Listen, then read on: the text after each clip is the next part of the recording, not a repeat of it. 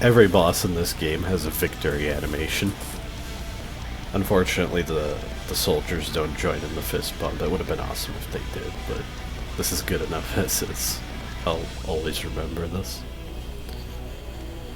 When you die, you can watch your corpse get dragged around, but pressing any button will make you respawn. I want you to look in the upper right corner when I do. High score attempts. I did mention the high score attempts, but I'll go into a little detail now. I guess you have 5 of them based on that.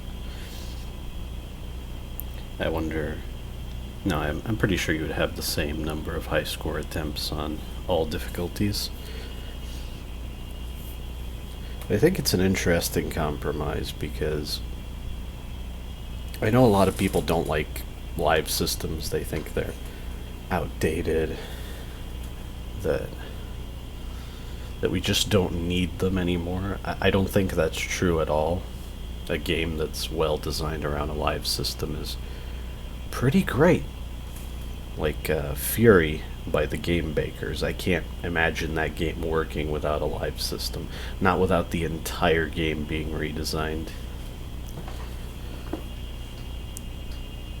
But I think, let's say Intrusion 2's scoring was good, which it isn't. But if it was, then anyone with an arcade mindset could play the game with a live system and a good scoring system. But anyone who doesn't care about that is not bound to the live system. They could play the game casually with unlimited lives. With that said, I do think, like I said earlier with Fury, when a game is designed around a live system, I think it tends to be much more consistently fair and reasonable with its challenges. Because, well, it has to be. It can't afford to be unfair and also punish you really harshly at the same time. Just something I wanted to touch on. Now, before I start playing seriously again, with the next level, Shattered Slide, I'm going to purposefully die at the start to show something similar to Grabber here. Because if you remember, the pilots ejected their seats at the last phase of Grabber.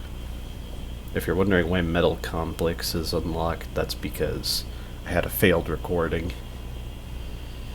I lost a lot of progress. I wasn't playing very well. My commentary was all over the place, so that's why that's there. This is where we left off. I think you can see ahead of time where Intrusion Man is, and the pilots had the audacity to flip you off before they checked it. But the joke's on them. Them. Joke's on them because Grabber only has 4 fingers. I really like the animations on this guy. Oh right, I said I was gonna die here. Because, just to prove that these are the same pilots, if there was any doubt. Yeah, those are definitely the guys who are piloting Grabber, just based on that. Okay, that's all I wanted to show. Now I'm gonna get serious with my play. Hope I don't jinx myself by saying that.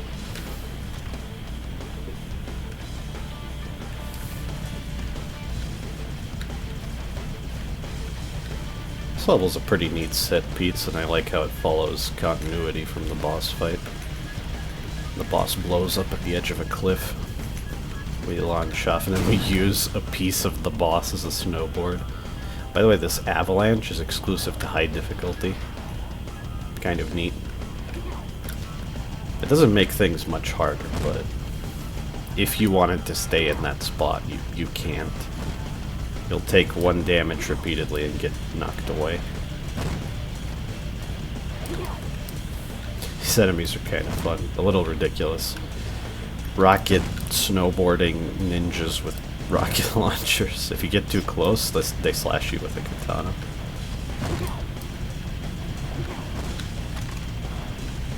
Perhaps taking damage on purpose to show things off is really ballsy, but oh well. Maybe that's entertaining.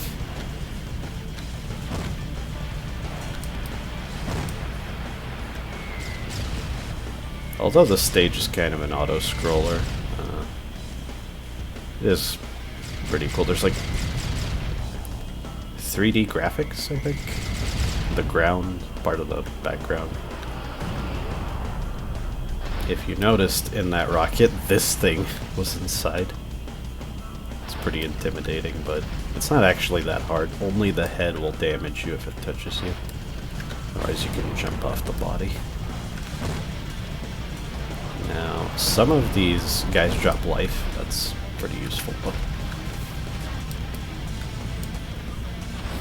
Like the flailing tendrils on the heads of these snakes.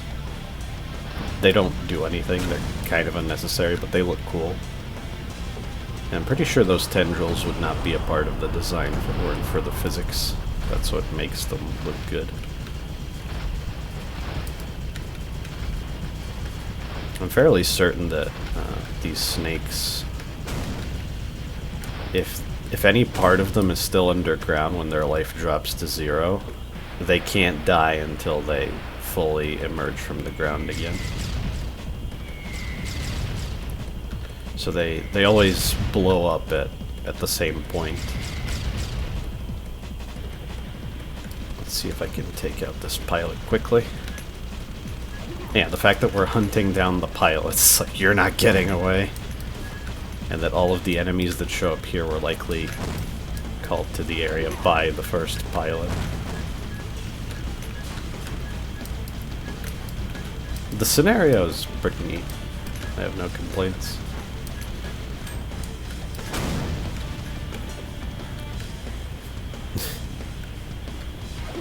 Yeah, stuff like this avalanche are much more interesting ways of doing higher difficulty than, for instance, increasing enemy life and damage. I once had a thought that, let's say the hard mode in a game just makes enemies deal more damage. Then, alright, the blaster can actually destroy these missiles in one shot. I gotta be careful. Good thing those guys drop life. But let's say enemies dealing more damage is the only change on hard mode. Then, if you don't get hit, there is absolutely no difference between normal mode and hard mode. That might seem obvious, but I never really thought about it. But when I did, it made perfect sense why difficulty settings like that are lame to me.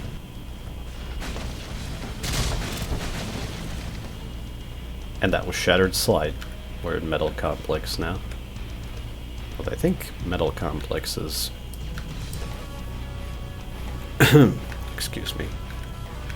Longer when compared to the first two levels. Oh, what the... How did you survive? Typically the intro to Metal Complex kills all the soldiers. I guess that guy got lucky. There's nothing up here, but... I noticed you can see a gap there that you're definitely not supposed to see. Maybe it has something to do with my full screen resolution.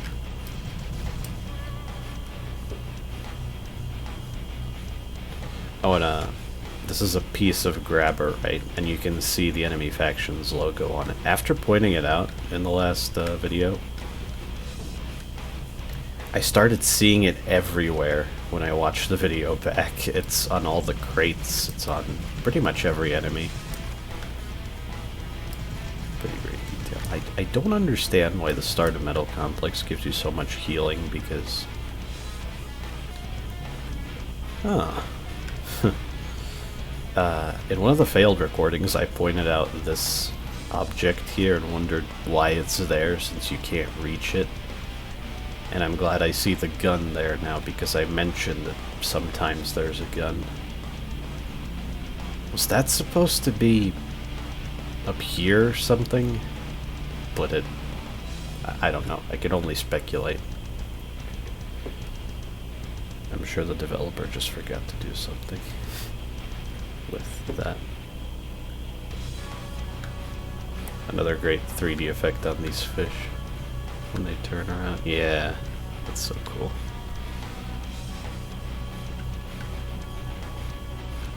In case it wasn't obvious enough, there's a sign that just says that.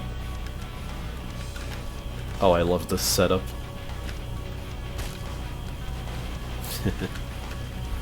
Let's feed the fish.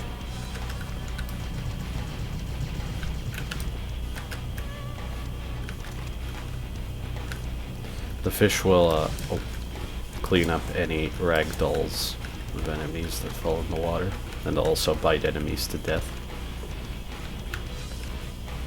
And bite you, of course. I'm pretty sure this heals for 3, so I'll just show this off on purpose. Unlike in the failed recording where I just fell. So yeah, when you fall in the water, you float, but you can't jump out, and you have to wait for the fish to deal 1 damage to you. It's fairly lenient, but it can kill you if you're low. There, see that? I also got an achievement in the failed recording for feeding X number of soldiers to the fish. Not a particularly interesting achievement, but... And the reason I don't have all the achievements in-game, I do have all of them on Steam, is that at some point I lost my data. And in order to... I'm playing on high difficulty, but you can't start the game on high difficulty from a fresh file. You need to unlock it. Which I'm not sure why, because it's not like high difficulty requires extensive knowledge of the normal difficulty. It's slightly harder, slightly different, and that's pretty much it.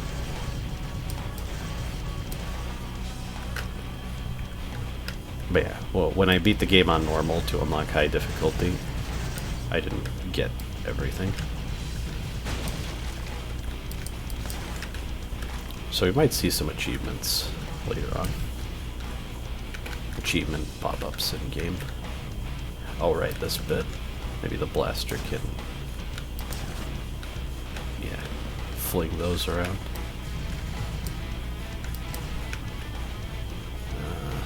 There's a bit of a gap there, that might be a problem. That should be good. Now, if you're not comfortable with the game's physics, moments like this might be kind of frustrating, but I know that if I immediately jump off these boxes, I'll be fine. I won't even touch the water. The security camera is another thing you can destroy for score. I think it immediately opens the door, but... oh, propane tank. Classic. The propane tank even propels itself with that jet of fire.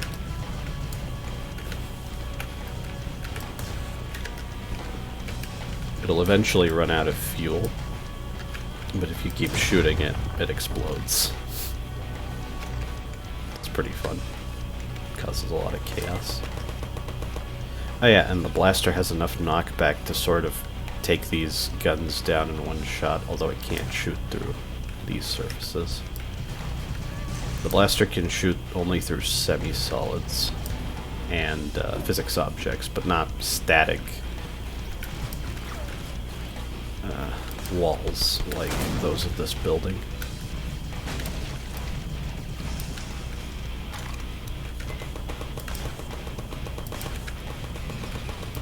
Being much more liberal with my use of weapons.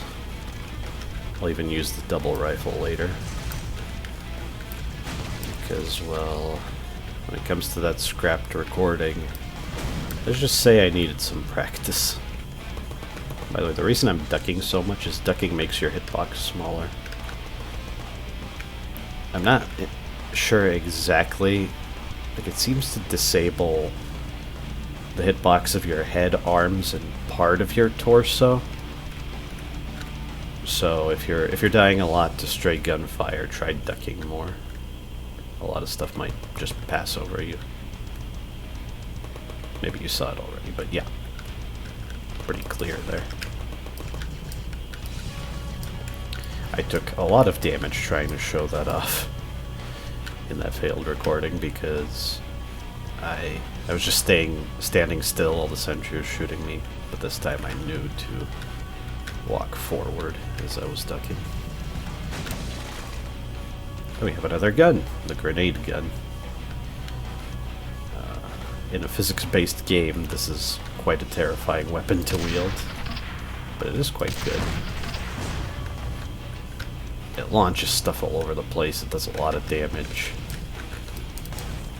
I'll show off exactly how it works in a second. Yeah, if you see soldiers with double rifles, just blast them from behind cover if you want to be safe. Both that crate down there and this chest over here have grenade guns. So you can ignore these enemies if you just want a grenade gun, but obviously doing both so you can have more ammo is a good idea. And there's a bit of a... it's not really much of a secret, but you can absolutely miss this.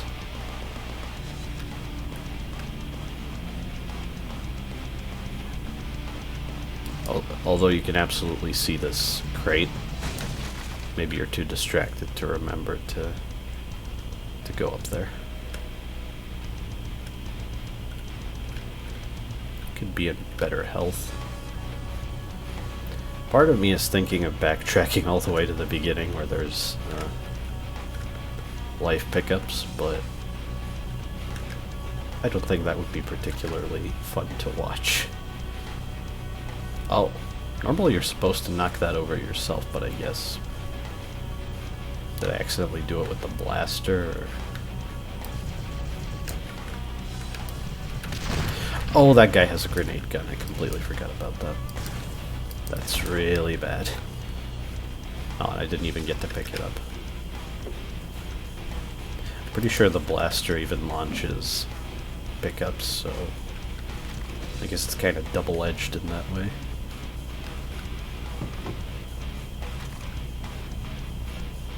Yeah, see, the logo's even on these water tanks, and on the crate.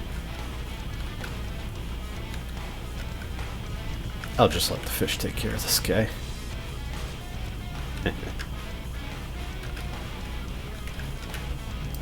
Nope.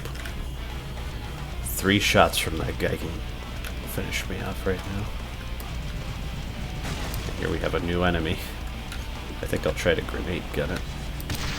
I didn't explain exactly how the grenade gun works. I think it might be self-explanatory, but I've been explaining stuff thus far. Sometimes you can dodge the sword by ducking in front of a sword mech, and this is a rifle mech. I remembered it as a missile mech, but no, it's called a rifle mech. And that heavy rifle is a big deal. Oh, how did that miss me? Okay. And the best part, you get to take the heavy rifle. It doesn't occupy a weapon slot. Instead, if you try to switch weapons, you'll drop it. Like I just pressed 2 for the SMG. And the weapons are assigned to number keys, a la Doom. I guess I can explain the grenade gun now, although this environment is cluttered with objects. Get out of here. So the grenade gun, static surfaces, semi-solid or fully solid. It will bounce off, slide along, and rest on them. But if it hits an enemy or a moving physics object, it'll explode. You can't really blast jump with the grenade gun, unfortunately.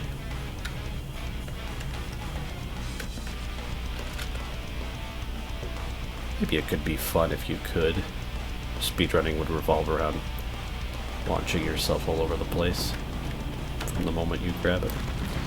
Now this heavy rifle, I should be able to kill this mech in a reasonable amount of time. Yep.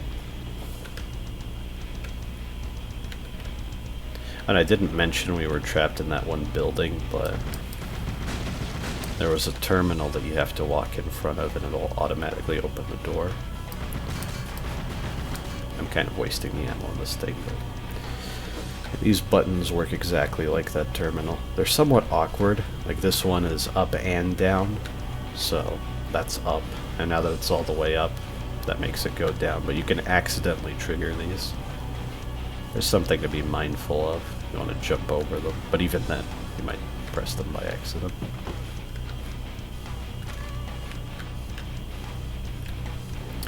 Yeah, the other thing about the heavy rifle is it makes you slower and heavier while you're carrying it, which is why I couldn't clear that jump, I think. Did the heavy rifle crush that guy? Because they don't die to one blaster shot. Oh, that's amazing. It really is heavy.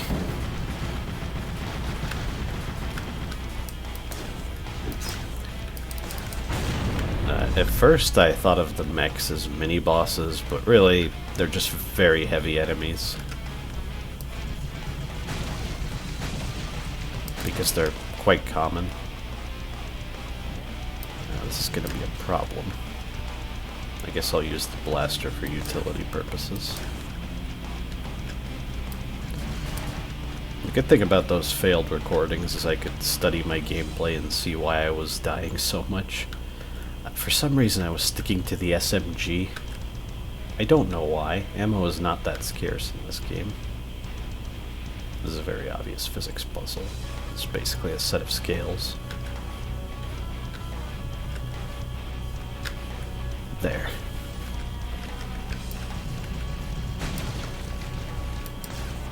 And you can see me using the blaster a lot. I should absolutely use the double rifle now. Was there another way to switch? Oh. Q. Huh. I never used the weapon switch keys, I just pressed the number keys, but maybe it would be handy.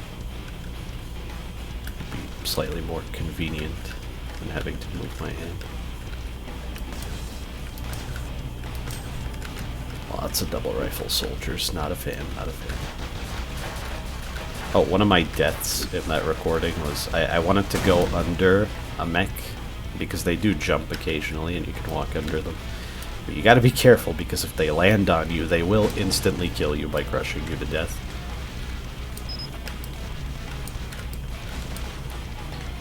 It's not so much that I learned that the hard way that I had to remember it the hard way. Oh, yeah.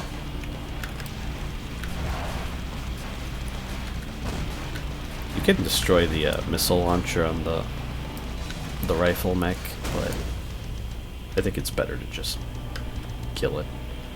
Because I think you do slightly less damage if you target the missile launcher. Also, I'm not entirely sure about this, but the mechs have these big cylindrical batteries on their backs. If you shoot them in the front, they flash yellow. If you shoot them in the back, they flash red. I'm not sure if they take more damage from behind. I've never observed or tested it, but maybe that's a thing. Oh yeah, even those are ropes you can grab onto.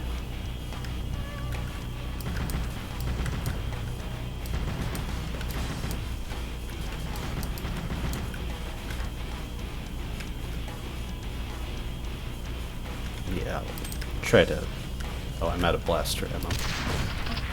I guess I really used it a lot. Wow. The grenade gun is so satisfying. There is something about having really powerful weapons that can also hurt you as much as the enemies. Again, I'm reminded of Doom's rocket launcher. I need to get into Doom. I've only played modern Doom, and it was kind of a... like, I very quickly got sick of it. I beat the games on Nightmare, and that was pretty much done at that point. Oh, right. Maybe the grenade gun is a good idea now. This is very messy. You don't want to get cornered, but good thing you can grab onto those ropes there. Wow. Yeah, these are the batteries. That was another... Man, Doom is so good. I think a lot of what makes this game good on a core mechanical level is what makes Doom good. Oh, it might be obvious, but you can't hold the heavy rifle and grab onto these ropes at the same time.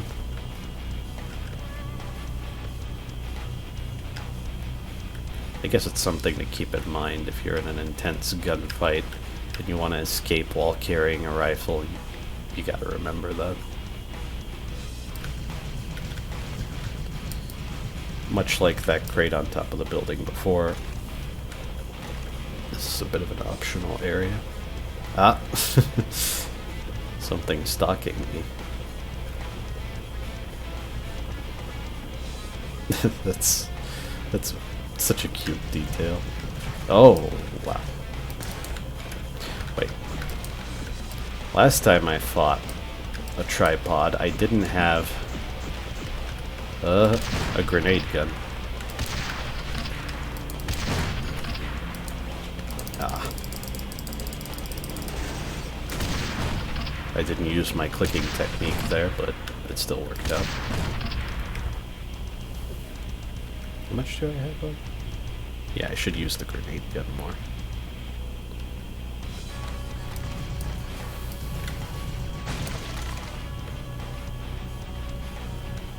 Oh yeah, that was it. Yeah, that crate was loaded with stuff. The walk back is a bit uneventful. Come on, Core, think of something to say. I once watched someone set a high score in Intrusion 2, and remembering that is what made me give up on trying to set a score myself, because he basically just farmed one part of the game for 2 hours or so, and I think he used up all of his high score attempts, because if you die and you lose a high score attempt, you don't lose any score. Like, not even the score you've earned since your last checkpoint. However much score you had when you died, you still have high score attempts. You keep that score, you respawn, and yeah. Which I'm not a big fan of that, because it might mean that even if this game's scoring system was good, then the meta would be to save all your high score attempts, to cash them in on the most lucrative part of the game, so you can effectively multiply its score value based on how many high score attempts you have left. And that was the end of Metal Complex. That was rather quick.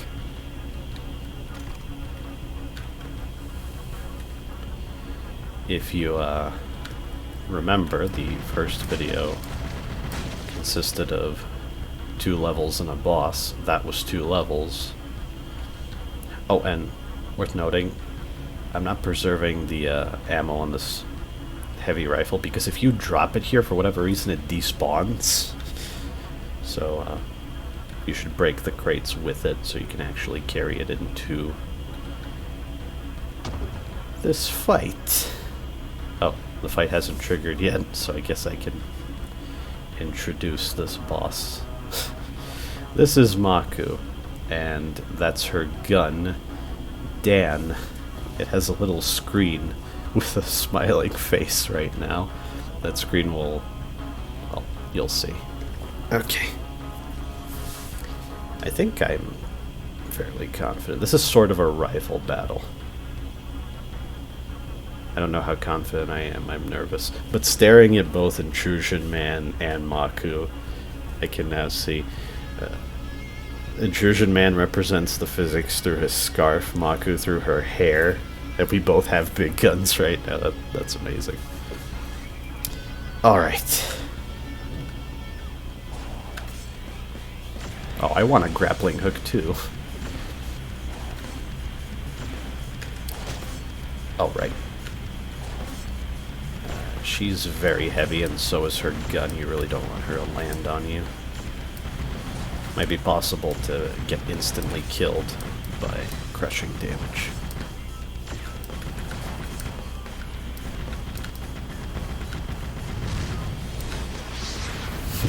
The arrows for the boost. And now we have some physics objects. And you gotta use them to take cover from this. I think now's a good time to point out Maku seems like a fitting name for an android woman, right? Calling your gun Dan is also pretty cool. But if you say their names in the opposite order, Dan Maku or Don Maku, that is the Japanese term for bullet hell. It roughly translates to barrage or bullet curtain. So I see what you did there, Alexei. A man of culture, I see.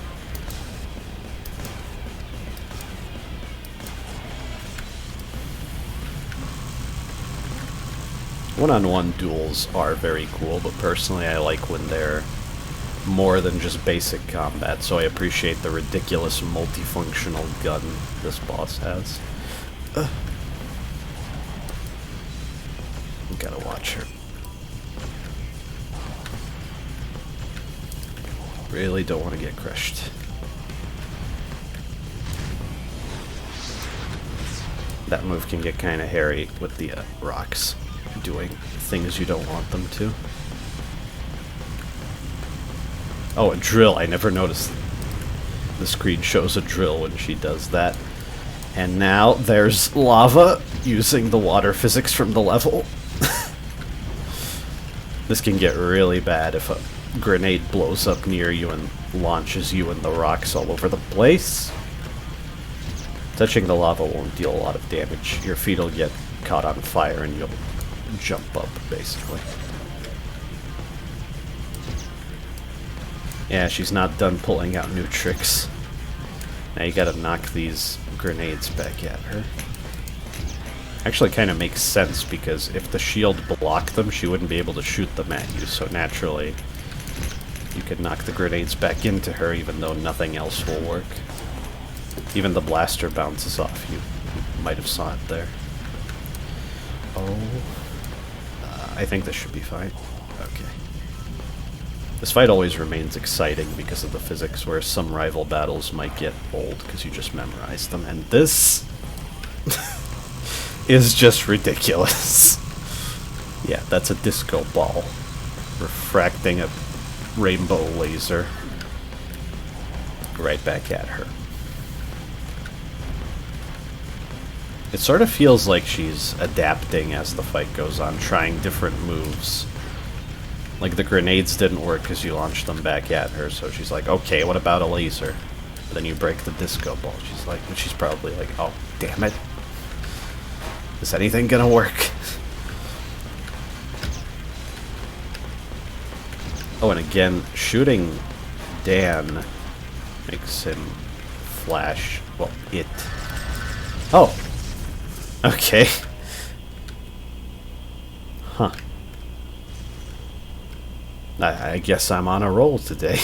You have no idea how badly that scrapped recording when I must have died like 11 times. Something like that. And worth noting that Maku doesn't blow up. She's not a rag doll. She's just short-circuiting. Sitting on the floor now.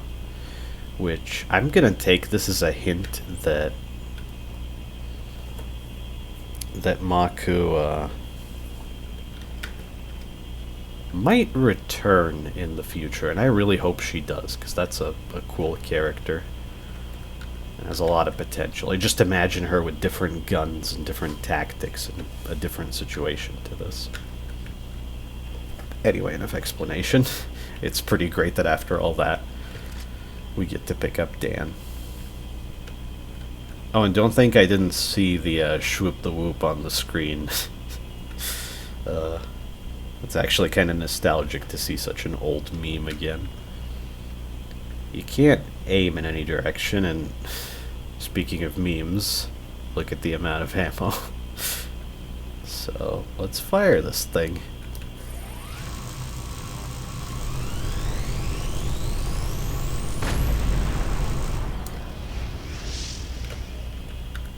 Even the low battery on the screen, there all sorts of stuff appears on that screen. I can't always look at it, but yeah.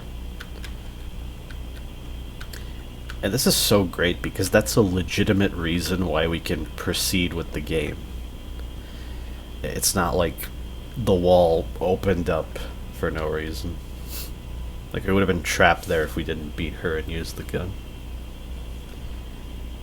And, yeah, that was the second boss. More great details with the laser. Who knows how far it went and how much damage it dealt. Yeah, let me check how long this recording has been. A little shorter than the last one, not by much. I hope this is all sufficiently entertaining and informative. Next time, I think, should be the last episode, because there are 3 more levels, and that's it. And oh boy, the best is definitely last, let's just say that. Thank you for watching.